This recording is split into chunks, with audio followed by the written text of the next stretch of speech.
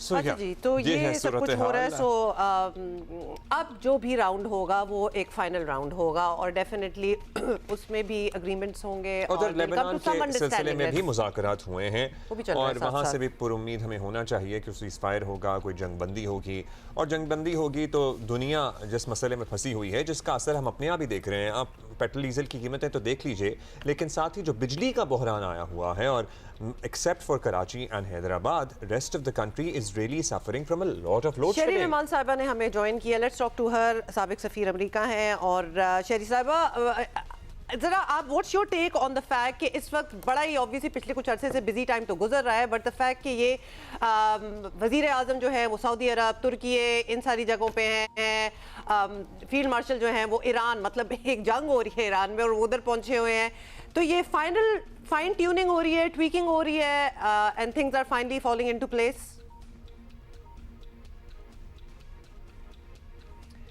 दूर कहूँगी उमा के ये इस वक्त मैक्सिमम डिप्लोमेसी हो रही है।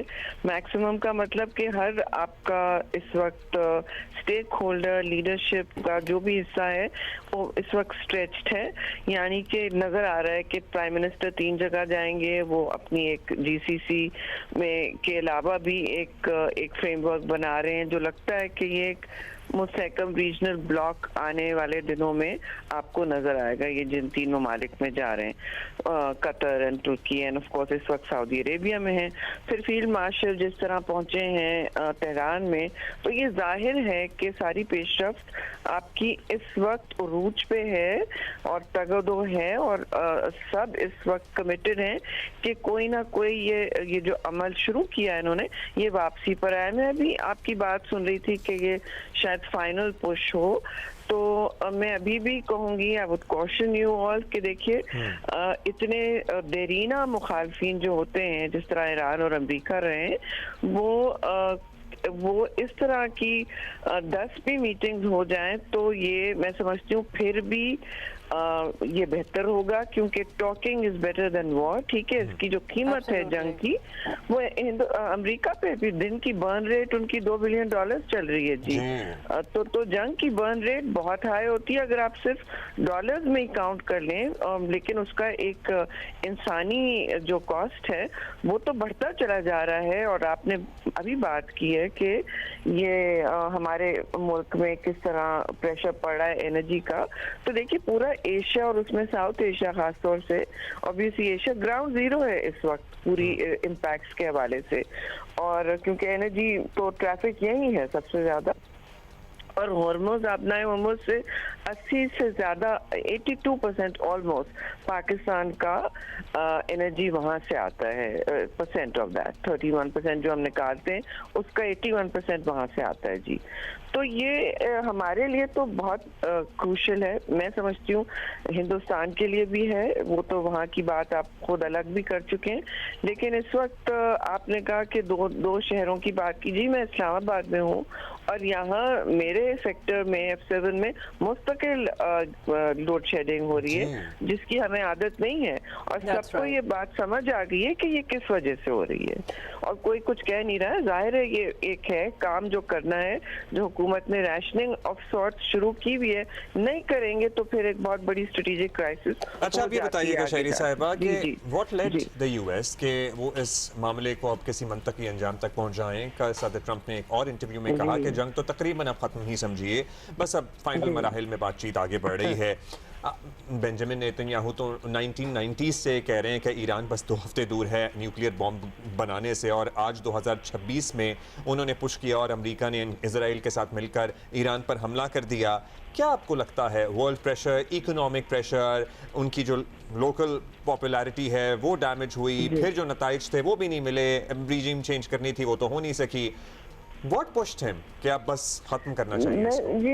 जी मैं समझती हूँ उनकी जो सोच है, जो जिसे कहते हैं मेथड इन मैडनेस, उनका एक नुमाया और एक इंफरादी मेथड है, और उन्होंने अपनी सोच आपको या मुझे नहीं पता होगी, और मैं समझती हूँ बहुत सारे सफीरों को भी नहीं पता होगी कि उनकी सोच के पीछे क्या एक्शन है, क्या सोच है, एक्शंस के पीछे क्या सोच है। लेकिन इस वक्त बिल्कुल ऐसा ही है कि मुल्क के अंदर बहुत प्रेशर है। कल तो कुछ सेनेट चेम्बर्स के बाहर एक हंगामा मच गया था अमेरिका में। उनकी जो हर सेनेटर के वहाँ दफ्तर होते हैं अनलाइक हियर, तो वहाँ तो एक ऑलमोस्ट एक प्रोसेशन बन गया था कि ये जंग जो है, जो हम पर इतनी बड़ी कीमत हमसे चुक ले रही है, उसको रोका जाए। क्योंकि इस वक्त तो ये भी वहाँ एक सोच है, इट्स नॉट जस्ट ऑयल जी, वहाँ ये भी सोच है कि हमारे मेक अमेरिका ग्रेट अगेन तो बिल्कुल ही जंग ये नहीं चाहता है। वो जो लॉबी मागा लॉबी उनकी है,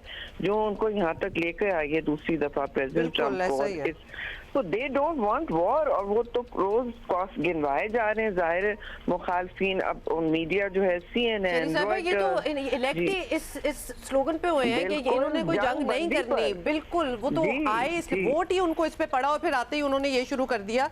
बाय द वे, इससे पहले हम एनर्जी क्राइसिस वगैरह की बात कर रहे थे और हम टिपिकली तो अपने खित्ते की ही बात कर रहे थे, बट एक्चुअली अगर देखा जाए तो यूरोपियन ममालिक ने भी एक कंसोर्शियम सॉर्ट ऑफ बना लिया है जिसमें वो IMF और वर्ल्ड बैंक को भी कह रहे हैं कि वो एक इमरजेंसी सपोर्ट दें, बिकॉज हर मुल्क, इवन यूरोपियन ममालिक, इवन एज फार अगर आप आगे जाएं न्यूजीलैंड ऑस्ट्रेलिया तक को इफेक्ट कर रही है ये बात। So the whole world is united in it. Sherry साहब, थोड़ा सा फ्यूचर का आप एक सिनेरियो हमारे लिए ब्रीफली खींच दें। ये सब कुछ हो जाता है, how do we see Israel rolling back in the sense कि अब दुनिया को अगर गजा के वक्त नजर नहीं आया था कि इजराइल के एक्चुअली मकासद क्या है, उनकी इंटेंशंस क्या हैं, वो क्या करना चाहते हैं, उधर भी मारा इधर भी मारा, अब तो it's very obvious to the world कि Israel is for lack of a better word it's a bit of a terror state. तो जी बिट ऑफ तो नहीं जी, हम आप जब पैदा नहीं हुएंगी तो पाकिस्तान में 16 आने होते थे रुपये के लिए, आने होते थे 16 आने। तो आपने 16 आने वाला क्वेश्चन पूछ लिया है, मेरी जनरेशन अभी भी उसे यही कहती है। और इसराइल यूसी अगर बेस्ट केस सिनारियो, आपने थोड़ी देर पहले कहा कि ये बेस्ट केस सिनारियो के कोई मोटा चीदा डील रैप अप हो जाता है, एतमाद साजी की शुरुआत होती है, टेक्निकल टीम्स काम करना शुरू कर देती हैं। फिर याद रखें 20 महीने लगे पिछले न्यूक्लियर डील में जिसको मुस्तरद कर दिया था इस एडमिनिस्ट्रेशन ने। तो मैं समझती हूँ व्हाटएवर इज हैपनिंग वो होता रहे, एक प्रोसेस होने दें, एक्सपेक्टेशन से लोड ना करें। आपका जो सवाल है ना, असल इशू स्पॉइलर वाला, वो तो यही है कि देखिए इजराइल को ये सवाल पूछना है हम सब ने, और जाहिर है अमेरिका से इवेंचुअली सारी दुनिया पूछ रही है कि ये terrorist, bit of a terrorist तो नहीं है। ये तो बुली है, you being very diplomatic and nice to them. ये तो रोग स्टेट बन गई है जी, इनका कोई कानून का मतलब, वो कहते हैं कि ईरान के पास समझें न्यूक्लियर एसेट्स हैं, तो भाई आपके पास क्या है? आप किसी से जवाबदेह नहीं हैं, और आपकी जो जंगजू बिहेवियर है वो किसी को जवाबदेह नहीं। मतलब आपने इसी मैं आपकी बात काट रही हूँ, but would it be too much to ask कि ये जो सारे मुआहदे साइन अगर हो ही जाते हैं, एग्रीमेंट्स हो जाती हैं, तो उसमें इजराइल से भी तो रुकवाया जाए ना कि अब तुम भी ये वादा करोगे और लिखोगे कि आइंदा किसी को इस तरह अटैक नहीं करना। मतलब इजराइल पे वो प्रेशर क्यों नहीं है, और ईरान से क्यों कहा जा रहा है कि जी न्यूक्लियर आपने नहीं बनाना है, and so on and so fourth? उससे भी तो कोई पूछे। इस वक्त कोई मुल्क नहीं है जिसकी अमेरिका इस वक्त इजराइल को दायरे कि किसी दायरे में लाए ना, वो दायरे में बाहर रहता है। तो अब मैं समझती हूँ स्टेप बाय स्टेप काम करना होगा। एक चीज जो हुई है वो दुनिया में इजराइल खासा एक्सपोज हो गया, जो इनके दोस्त पहले थे। अब देखिए ना इटली ने किस तरह तोड़ा है अपना ताल्लुक डिफेंस वाला, करो उन पर प्रेसिडेंट ट्रम्प भी काफी उन्होंने गर्मी सर्दी भी का इजहार किया उस बात पे। स्पेन भी साफ बात कर चुका है। तो अब बहुत सारे उनके ही ताल्लुक रखने वाले एलाइज तो वो देखते जा रहे हैं कि उनके लिए अब ये कीमती, it's become too costly for them to maintain alliances with Israel.